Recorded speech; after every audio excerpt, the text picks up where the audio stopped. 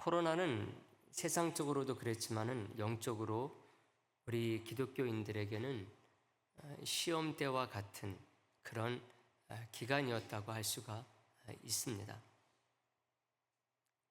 그런 면에서 우리 교회 성도님들은 특별한 믿음을 갖고 계시지 않나 하는 그런 생각을 합니다. 우리 교회 같은 경우는 코로나 기간 동안에 일반 시민들과 똑같이 법을 지키면서 잘 극복한 바가 있습니다. 모임이 제한이 돼가지고 잘 모일 수 없었는데도요, 우리 성도님들 대부분 열심히 잘 극복을 해서 오늘 우리의 모습에 이르렀다고 믿습니다. 근데 이게 그냥 된 것은 절대로 아니라고 생각을 합니다. 그동안 원로 목사님 때부터 교회를 중심해서 신앙생활을 착실하게 해왔기 때문이라고 생각을 하는 거죠. 그 중에서도 구역 모임과 같은 소그룹 모임의 강점을 예로 들지 않을 수 없습니다. 물론 예배나 말씀 생활, 또 기도 생활, 또 교제나 여러 가지 활동들, 이런 것들에 대해서도 말씀을 드릴 수가 있지만은 우리가 장래를 생각하면서 이 부분에 대해서 좀 초점을 맞춰서 말씀을 드리고자 하는 것입니다. 많은 사람들이 코로나와 같은 전염병이 또 다시 올 것이라고 예측을 하고 있습니다. 그리고 다음에 오는 이 전염병은 지난번 겪었었던 코로나 이상가는 그런 결과가 올 것을 예상하고 있어요. 그렇게 될 경우에 교회의 공동체가 맞게 될 위기는 지난번과 같지 않을 것을 충분히 생각할 수가 있습니다. 그 이상 몇 배의 피해를 볼 수 있다는 것이죠. 이것은 아마 세상도 마찬가지일 것입니다. 지난번 코로나에도 불구하고 우리 공동체가 그래도 깨지지 않을 수 있었던 것은 계속돼 왔었던 구역, 다락방과 같은 그런 작은 모임의 덕이 컸다고 할 수가 있습니다. 물론 그 외에 다른 그 요인들도 있겠지만은 오늘은 이 부분에 대해서 우리가 좀 말씀을 나누려고 하는 것입니다. 한국 교회는 교회에 다닐 때에 그냥 예배만 드리도록 하지 않습니다. 다 같이 모이는 주일 예배나 수요 예배나 이런 것들만이 신앙생활의 다가 아니도록 해왔다는 것이죠. 어느 교회는 구역 모임으로, 또 어떤 교회는 다락방, 이런 모임으로 주 안에서 사랑의 끈으로 연결되어서 알게 모르게 끈끈한 이 사랑으로 묶여지게 했다는 것이죠. 어떤 때는 너무나 가까이 지내기 때문에 이 미운 정이 쌓일 때도 분명히 있었습니다. 근데 그런 가운데서 또 고운 정도 함께 쌓이면서 우리들도 모르는 사이에 코로나뿐만 아니라 여러 가지 세상의 도전에 대해서 정말 해체되지 않는 그런 공동체를 이루어 왔다는 것이죠. 그렇다고 한다면 앞으로 다가올 또 다른 어떤 위기에 대처하고 준비하기 위해서라도 우리가 잘 준비된 더 강력한 소그룹 모임들이 있어야 된다고 하는 것입니다. 그런데 오늘날은 신자도 그렇고 불신자도 마찬가지입니다. 이 극단적인 개인주의에 물들어 있습니다. 이거는 우리나라뿐만 아니라 세계적인 현상이라고 할 수가 있습니다. 포스트 모더니즘과 그리고 친자유주의가 세계에 불어닥치면서 그게 뭐가 됐든 이 모임이라고 하는 것이 안 되는 시대가 됐어요. 그렇다고 모임이라고 하는 것이 없는 것은 아닙니다. 근데 그 모임의 성격이 완전히 달라졌다고 하는 것입니다. 신앙인들도 예배나 집회에 참석하는 것으로 신앙생활을 대신하려고 하는 그런 시대가 됐어요. 그것만으로도 충분한 것으로 또는 피곤함을 호소하는 그런 시대가 됐습니다. 정작 이게 꼭 필요한 시대가 돼버렸는데 오히려 그게 안 되는 그런 분위기, 그런 기류가 생겨버린 거죠. 이게 성도와 교회까지 영향을 미치고 있습니다. 옛날에는 성도들이 웬만하면은 모임에 응했죠. 안 하는 것보다 하는 것이 당연한 줄 알았습니다. 그래서 교회에 따라서는 구역을 하자고 해도 그게 가능했고, 다락방을 하자고 해도 그게 또 됐습니다. 제자 훈련을 하자고 해도 결정하게 되면은 따르는 분들이 있어서 그게 교회에 안착할 수가 있었던 것이죠. 그러므로 인도자를 세우는 것도 어렵지 않았습니다. 웬만큼 훈련을 받아도 구역 하나, 다락방 하나 정도는 인도할 수 있었던 것이죠. 또 구역원들도요, 그런 인도자에 잘 따랐습니다.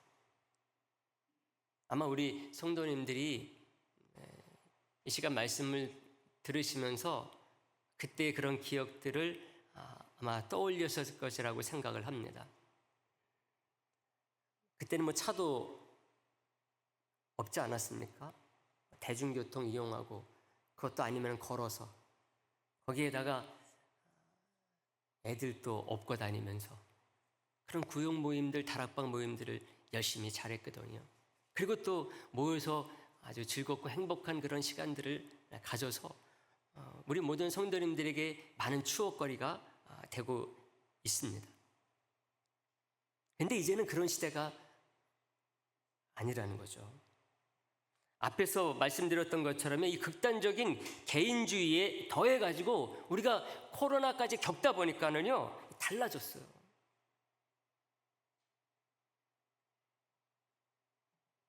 우리 장로님도 기도 속에 말씀하셨지만은 우리나라의 어떤 정치적인 이런 현상도 바로 그런 코로나를 겪은 또 다른 결과가 아닐까 그런 생각을 합니다.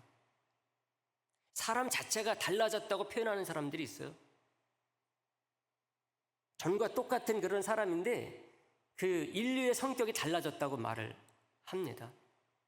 호모사피엔스가 아니라는 거예요. 그래서 오늘 말씀을 보게 됐는데요, 오늘 말씀은 히브리서 말씀입니다. 히브리서는 서신, 편지입니다. 근데 편지 같지 않은 편지예요. 분량이 적지 않을 뿐만 아니라 신학적이라고 할 만큼 내용도 쉽지가 않아요. 발신자가 누군지, 수신자가 누군지 이것도 알 수 없는 그런 성경이라서 아주 특별합니다. 이 편지에는 바울 서신에서 너무나 당연하게 생각했었던 인사말도 없어요.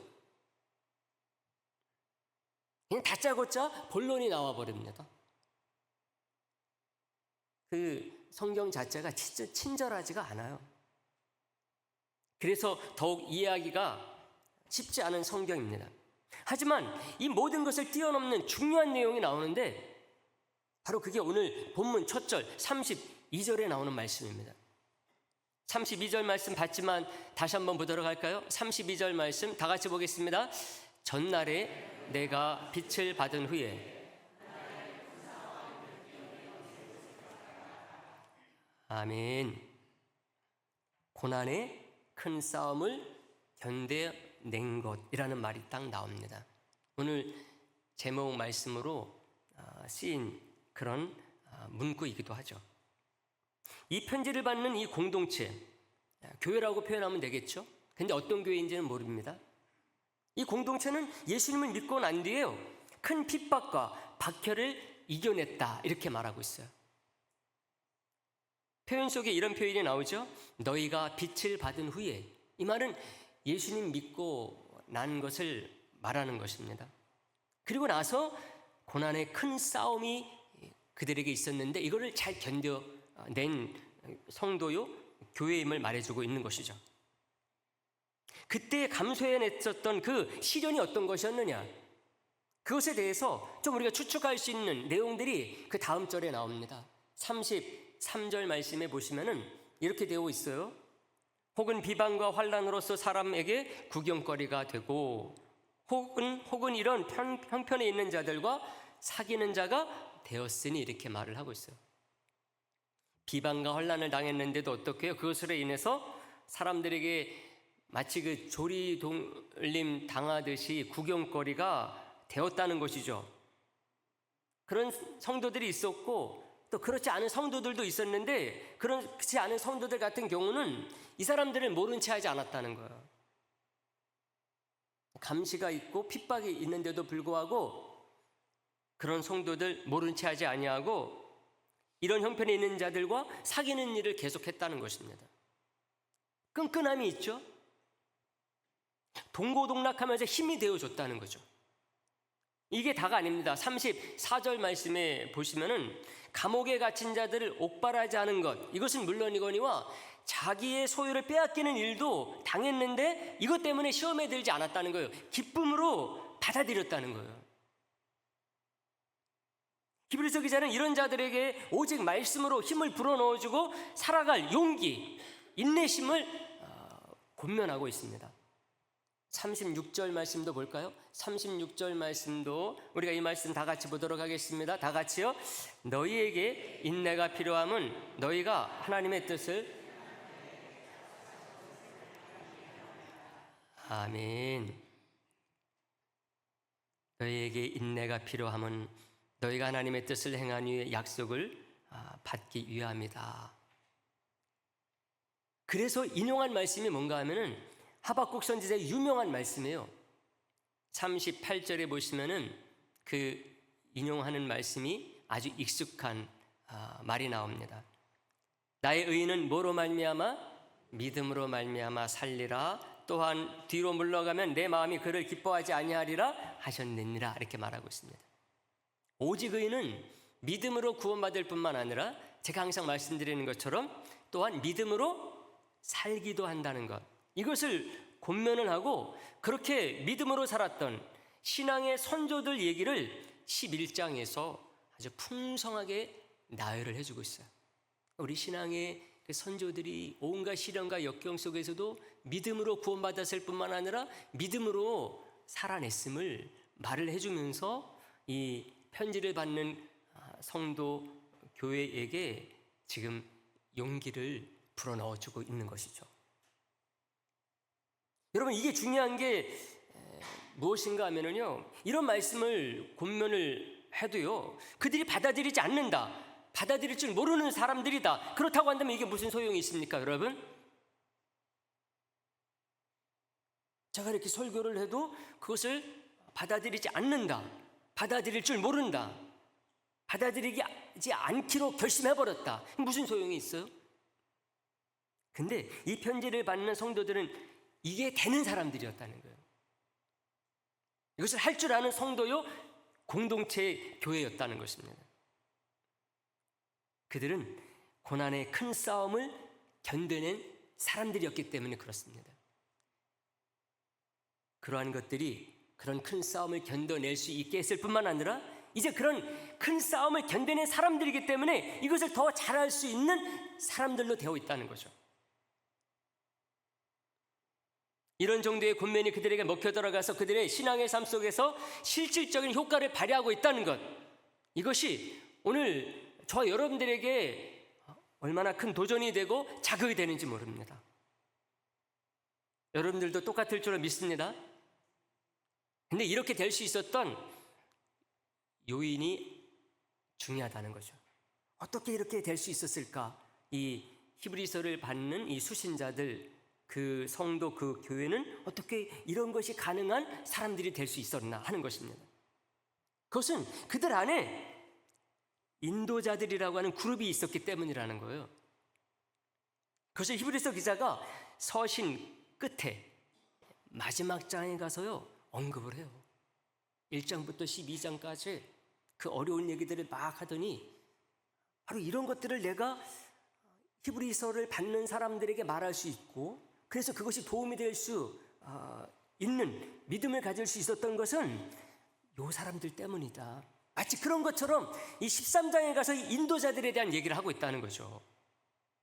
13장 7절 말씀에 그 얘기가 나옵니다. 우리가 이 말씀도 다 같이 한번 보도록 할까요? 오늘 본문이 아닌데요, 우리 화면 보시면서 다 같이 보도록 하겠습니다.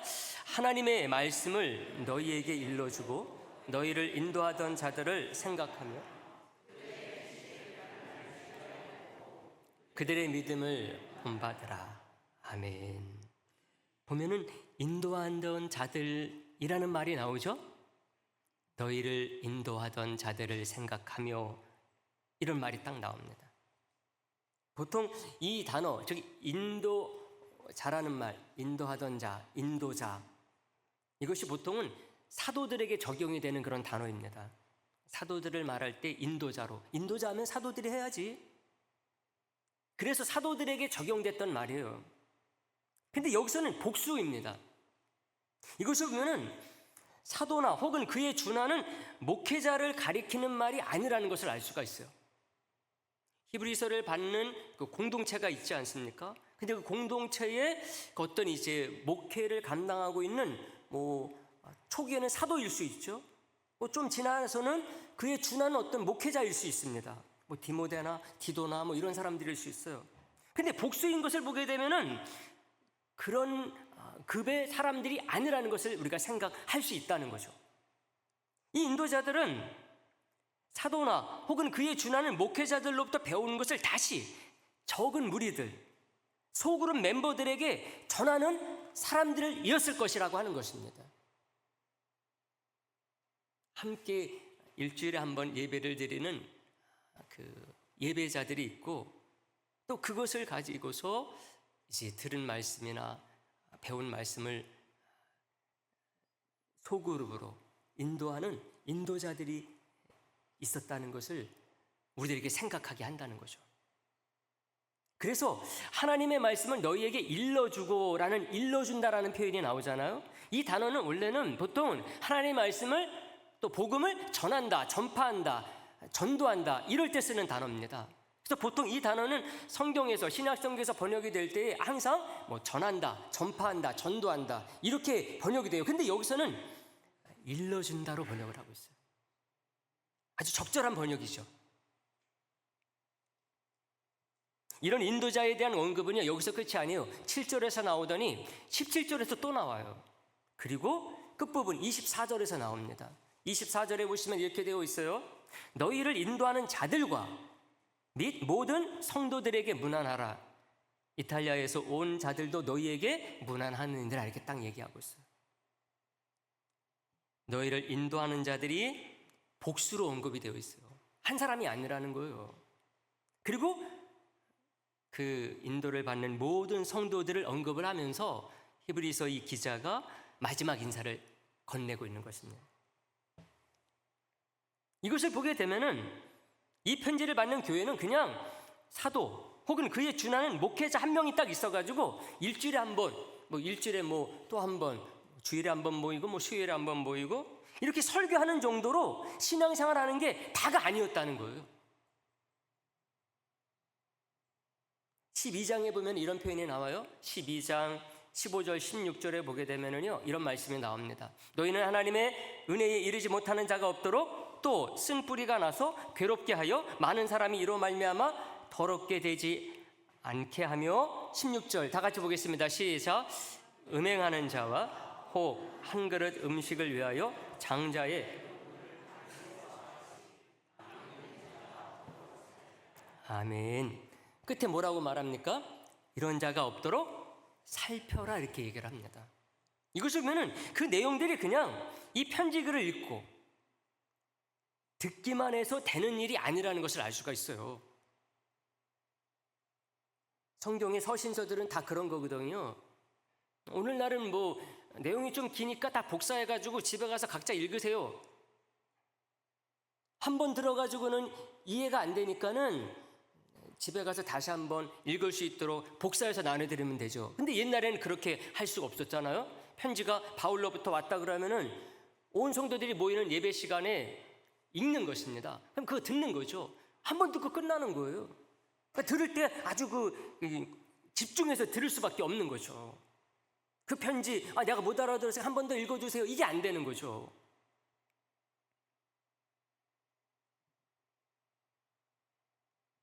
근데 이 말씀을 보세요.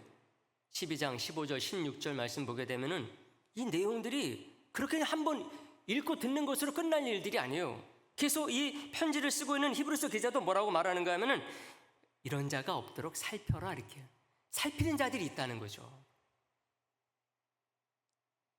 이 교회 성도들과 이 편지를 보내는 그 발신자 사이에 인도자들이 있어가지고 그것을 세세히 살피고 도와주고 가르치는 그런 사람들이 있었다는 것입니다. 그 유명한 구절 히브리서 10장 25절 다 외우는 말씀이죠. 모이기를 피하는 어떤 사람들과의 습관과 같이 하지 말고 오직 권하여 그날이 가까움을 볼수록 더욱 그리하자. 이 말씀. 모이기를 피하는 어떤 자들이 있었다는 거예요. 근데 어떤 모임일까? 그냥 전체 예배 모이는 그 모임일까요? 물론 이제 그런 분들도 있었겠죠. 왜? 핍박이 자꾸만 심해지고 있으니까.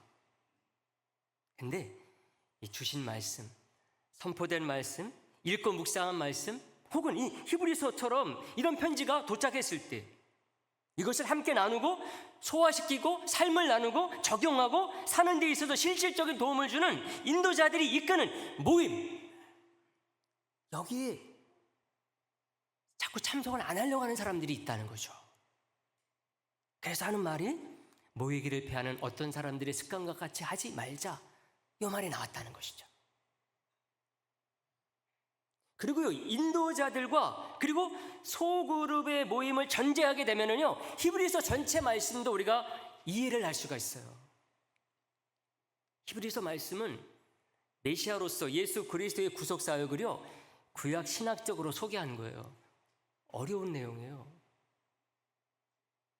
이것을 통해서 당시 유대인들의 잘못된 메시아상 바로잡아 주길 위한 것입니다.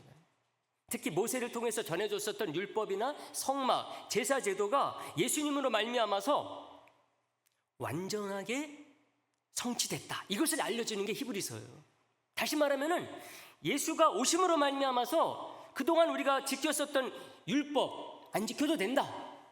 성막 이제 그 끝이야. 제사 제도 안 드려도 돼. 이 말이거든요. 놀라운 것을 선포하는 것입니다. 이스라엘 백성들이 지금 예루살렘 성전에서 제사 드리고 있거든요. 성전이 있었어요. 거기서 지금 제사 드리고 있어요. 근데 지금 히브리서 기자가 그 말 하는 거예요. 예수님이 오심으로 말미암아 이거 다 끝이다. 이게 히브리서 기자 전체 내용입니다. 아주 그 혁명적인 말씀이에요. 전체 내용이 확실해요. 근데 그 내용을 설명하는 것들이 쉽지 않다요. 왜? 구약을 알아야 되기 때문에. 구약의 율법을 알아야 되고 성막을 알아야 돼요. 제사 제도를 알아야 이 말이 이해가 되거든요. 유대인들도 쉽지 않았어요. 유대인들 같은 경우는 알죠. 율법이 어떻고 성막이 어떻다, 제사 제도가 어떻다 알죠. 아는데 그게 이제 끝이고 예수로 말미암아 성취됐다. 이게 받아들여지질 않는 거죠. 왜? 그 전의 생각들을 다 버려야 되겠기 때문에. 그래서 유대인들도 이것을 받아들이기가 쉽지 않았고 이방인들은 더 어려웠어요. 왜냐? 구약을 모르니까. 성막이 어떤지 제사 제도가 어떤지 모르니까. 그러니까 이 히브리서가 어려운 거예요. 근데 히브리서 기자는 정말 앞에서 제가 말씀드렸던 것처럼 인사도 없어요. 은혜와 평강이 너희에게 있을지어다. 인사도 없이 다짜고짜 이거를 설명해 나가는 거죠. 다시 말하면은 히브리서는 그냥 한 번 듣고 그런가 보다 하는 그런 편지가 아니에요. 성경 공부 교재 같은 겁니다. 교재 같은 거예요. 인도자들과 함께 성경 공부 교재를 가지고 공부하듯이 나누도록 만들어진 게 히브리서라는 거죠. 그래서 중간에 구약 성경이 얼마나 많이 인용이 되는지 몰라요. 히브리서가 1장부터 13장, 13장이거든요. 근데 구약 성경의 그 구절들이요 25번 정도 인용이 됩니다. 다시 말하면은 하나하나 인도자들과 함께 찾아보면서 공부해야지만이 야, 그렇구나 이거. 더 이상 율법도 성전도 성막도 제사도 필요 없게 됐구나. 지금 이스라엘 사람들이 예루살렘에서 제사를 드리고 있는데 더 이상 드릴 필요가 없구나. 누구 때문에요? 예수님 때문에. 이걸 이렇게 할 수 있도록 한 것이 히브리서인 것입니다. 근데 그게 어떻게 가능했느냐? 한 번 듣고 알 수가 없어요. 중간에서 그 역할을 해주던 사람들이 있다는 거예요. 예배가 끝나고 나서 여기 모이고 저기 모이고 저기 모이고 또 주중에 모여가지고 지난주에 히브리서 그 편지가 도착해서 우리가 함께 들었는데 이게 어떤 내용인지를 함께 나누고 가르치고 배우는 그런 이 모임이 있었다는 것입니다. 그래서 할 수 있는 인도자들이 있었다는 거예요. 바로 이 교회가 고난의 그런 큰 싸움을 견뎌낸 것도 바로 이런 인도자들과 성도들 그 모임이 있었기 때문에 가능했다는 거예요.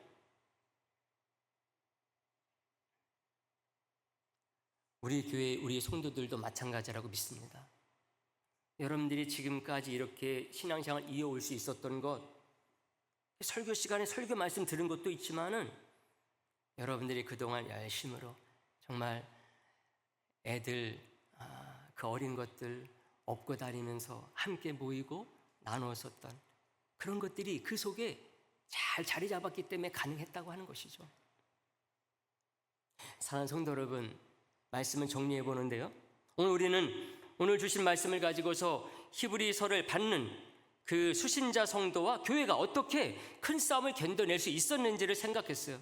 그들에게 인도자들이 있었고 그 인도자와 함께 모이는 작은 모임이 있어가지고 효과적이고 훌륭한 역할을 했음을 살펴봤어요. 이것은요, 예수님께서 모든 것 홀로 다 하지 아니하시고 제자 몇 명 세웠어요? 12명 세워서 양육하신 것과 맥을 같이 해요. 제가 이런 관점에서 생각한 이유가 있습니다. 올해 우리 교회는 그동안 해왔었던 두잉처치 모임을 방학을 합니다. 너무 좋죠. 물론 이제 두잉처치가 해왔었던 재직 활동은 계속합니다. 교회가 돌아가려고 그러면은 기본적인 재직 활동이 있어야 되거든요. 근데 우리가 그동안 모였던 것과 같은 그런 모임은 잠시 쉼을 가져요. 그 대신에 시대적인 변화로 말미암아서 이런 소그룹 모임이 더 아주 기묘한 시대가 됐는데 오히려 그 반대가 되고 있는 이 시대를 우리들이 맞이해가지고 그 대응 방안으로 인도자들을 발굴하고 양성하고 교육하는 기간으로 삼으려고 합니다. 전에는 그 인도자들이 뭐 웬만큼 하면 됐어요. 왜? 성도들도 잘 응했으니까. 근데 이제는 그 정도로 되지 않는 시대가 됐어요. 전에 여러 교회에서 이런 제자 훈련도 한다, 저런 제자 훈련도 한다. 그때는 그거 안 해도 다 잘 모이는 시대가 있었어요. 근데 요즘은 인도자들도 좀 더 훈련이 잘 돼야 될 뿐만 아니라 성도들도 마음가짐을 다시 해야 돼요. 다시 해야 됩니다. 더 강력한 무엇인가 코로나 이상의 어떤 그 시련이 우리에게 딱 와도 너끈히 우리가 견뎌내서 오늘 이 제목처럼 큰 싸움을 견뎌낸 자들, 이런 자들이 될 수 있도록 준비해야 된다는 것이죠. 앞에 오는 것은 분명한데 준비하지 않는다. 그리고 나중에 가서 왜 이렇게 됐지? 무슨 소용이 있어요, 여러분? 그러므로 오늘 말씀 저와 여러분들 기억해서 새 시대에 부응하고 대응하는 성도와 교회가 되기 위해서 내 자신이 어떻게 헌신할지 결단할 수 있기를 주님의 이름으로 부탁의 말씀을 드립니다. 코로나 같은 큰 싸움을 견뎌낸 그런 성도와 교회로서 더 헌신된 훈련된 인도자가 되고 성도가 되기를 주님의 이름으로 부탁의 말씀을 드리겠습니다.